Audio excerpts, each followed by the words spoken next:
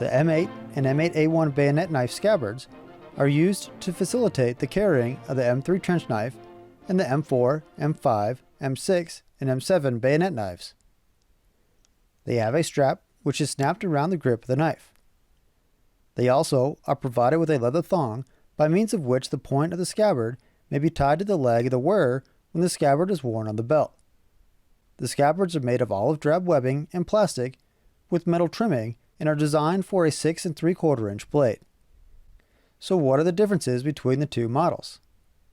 The M8 scabbard was initially adopted for use with the M3 trench knife and replaced the leather M6 scabbard.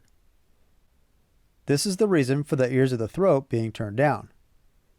It has a strap assembly that creates a loop and allows the scabbard to be slid onto most belts, including the M1910 web belt. The primary difference in the M8 scabbard is that it has a belt strap assembly which contains a double hook for fastening to a cartridge belt. For this change, the strap assembly was made longer, allowing the double hook to be sewn to the top of the strap assembly, yet still allowing the M8 scabbard to be slid onto a web belt below the hook. Through its service life, a number of additional small changes were made to the M8A1, typically being done when new contracts were issued. With the adoption of the M5 knife bayonet, it was found that the thicker grip was difficult to insert into the scabbard, and the extension that the hanger attaches to was extended.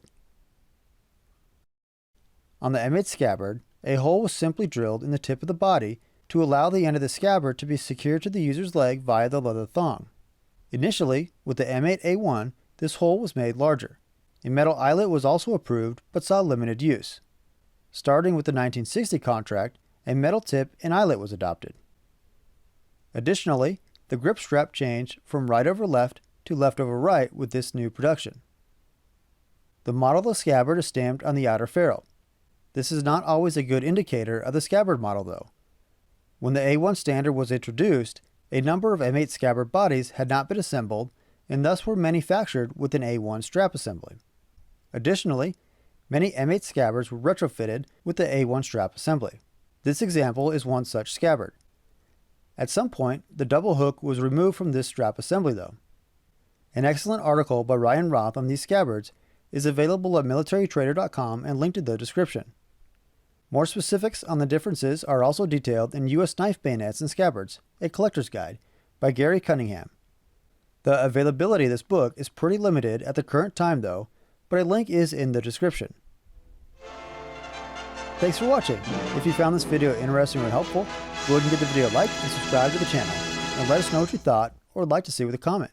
If you'd like to support the channel more than you already are by watching and sharing the video, you can become a member on Patreon or YouTube or a subscriber on Player. Links to these are in the description below. For more information on historical firearms, head on over to historyandfirearms.com.